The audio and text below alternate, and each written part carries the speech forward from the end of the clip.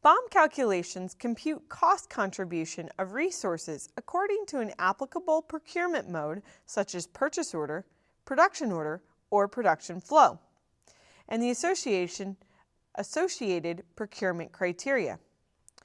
Direct material cost contributions are assessed based on the cost of the components, which are attached to a bill of material based on the production order quantity. Direct manufacturing cost contributions are accessed from the routes under production order, procurement mode, and the production flow definition under the production flow procurement mode. Indirect cost contributions are based on the defined costing sheet cost calculation mode. Indirect cost contributions are based on the defined costing sheet cost calculation mode. Cost of good manufactured for indirect manufacturing costs under production order or procurement flow mode.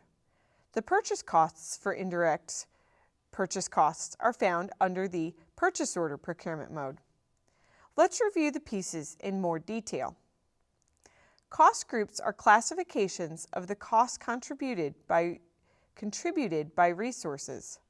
The cost group types determine the nature of resources which can be classified through the cost group. The options are direct material.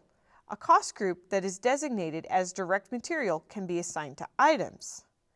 Direct manufacturing.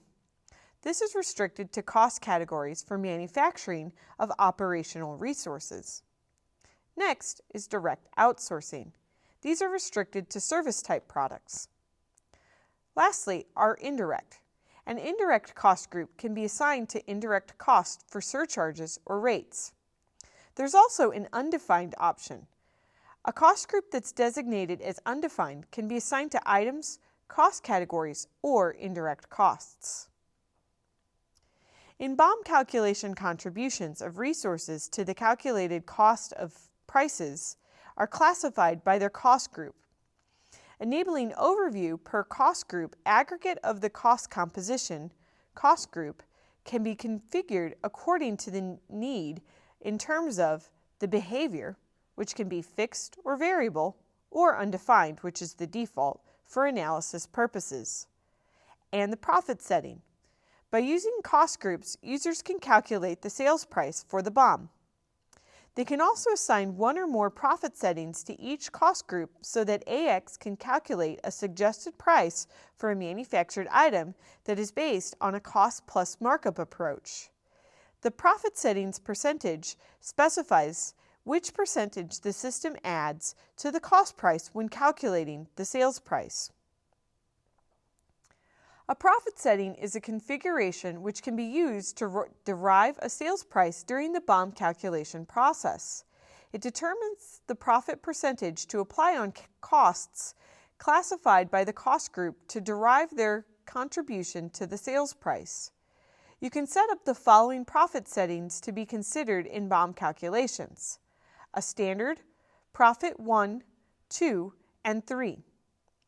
You must specify profit settings when running a calculation of sales price of a particular BOM. In addition, for each profit setting, you can specify different profit setting percentages. You can choose to maintain cost breakdown per cost group for the standard costs. The cost breakdown feature lets users view the cost composition of items held at standard cost across production levels for planned, estimated, and actual costs. Product costs, production costs, inventories, WIP, cost of goods sold, and variances to standard costs can all be analyzed and rolled up into their original cost groups when cost breakdown is enabled. Let's take a look at cost groups and profit settings in AX. Cost groups are found in the Inventory Management module. Then, underneath the Setup group, you'll expand Costing and open the Cost Groups form. The idea behind a cost group is to link like products together for costing purposes. Here you can see that there are several different cost groups that are configured. The ones that begin with M are specific to products. We'll go ahead and create another one that will be specific for speakers.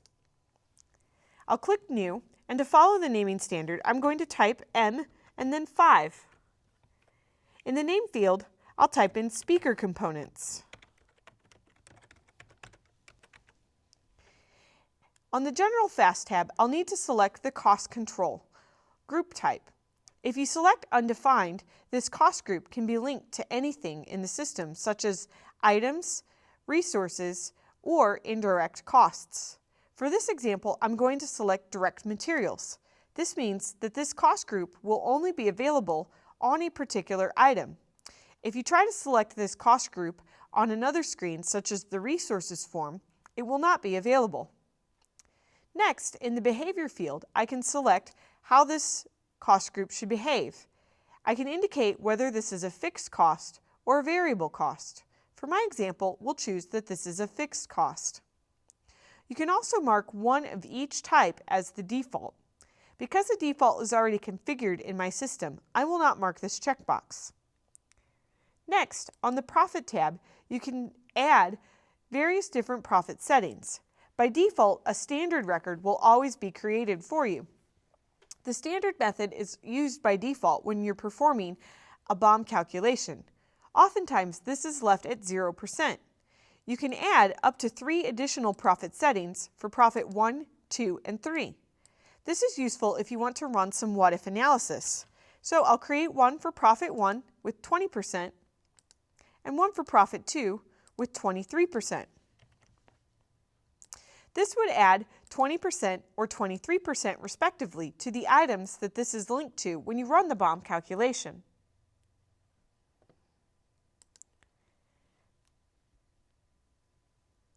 I'll see you in the next lesson, and we'll discuss more about calculation groups.